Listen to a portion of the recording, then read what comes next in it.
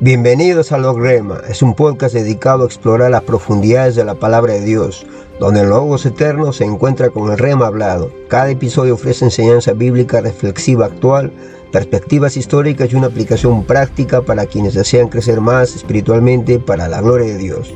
Mi nombre es Fernando Ramos, acompáñanos mientras escuchamos, aprendemos y vivimos el Logos que aún habla. Empecemos.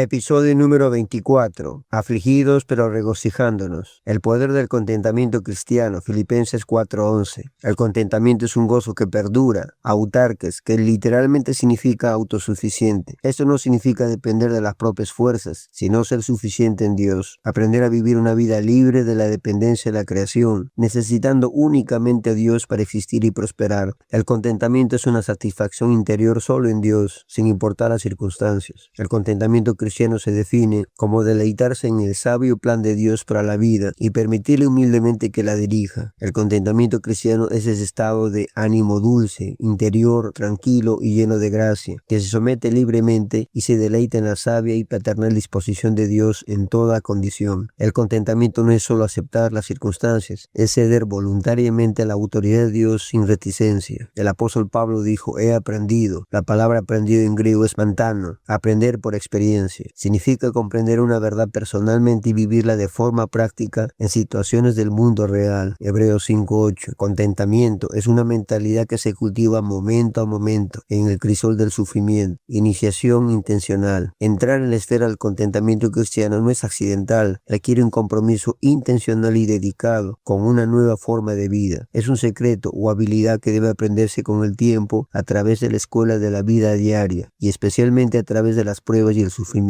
El apóstol Pablo aprendió el secreto del contentamiento al practicar y predicar lo que predicaba mientras se enfrentaba a problemas reales y severas adversidades. Las dificultades y privaciones específicas que enfrentó incluían encarcelamiento, hambre y sed, pobreza, presión financiera, sufrimiento físico y emocional, carencia total de posesiones, una enfermedad física conocida como el aguijón en la carne, que según los comentaristas dicen que podría haber sido epilepsia, enfermedad de los ojos, etc. Tres principios claves sobre el contentamiento derivados del testimonio del apóstol Pablo en Filipenses 4 del versículo 11 al 13. 1. Puedes aprender el verdadero contentamiento. Es un misterio por descubrir. Se refiere al aprendizaje de la vida, lecciones aprendidas a través de situaciones reales. El contentamiento es satisfacción interior. Es más que una simple aceptación pasiva y una resignación estoica, sumisión y deleite. El verdadero contentamiento se somete libremente y se deleita en la sabia y paternal disposición de Dios en cada situación. Una mente controlada por el Evangelio. El contentamiento es una mentalidad que se cultiva a través del crecimiento cristiano. Se logra cuando las verdades del Evangelio, la muerte de Cristo por nosotros, controlan nuestra mente, lo que lleva a una transformación progresiva de la persona interior. No es estoicismo ni fatalismo, no es una negación estoica de las dificultades o el dolor. En cambio, implica ser plenamente consciente del peso de una aflicción, permitiendo que esa condición glorifique a Dios. El contentamiento es lo opuesto a la queja y la ingratitud. 2. Puedes disfrutar del verdadero contentamiento a pesar de las circunstancias difíciles. El verdadero contentamiento no depende de los acontecimientos de tu vida ni de las situaciones externas. 3. Puedes encontrar el verdadero contentamiento en Dios y en ningún otro lugar. El contentamiento no es un estado de apatía. Requiere que la persona haga su parte, busca con entusiasmo y experimenta activamente el gozo más profundo y duradero que trae Jesucristo. Mientras que la resignación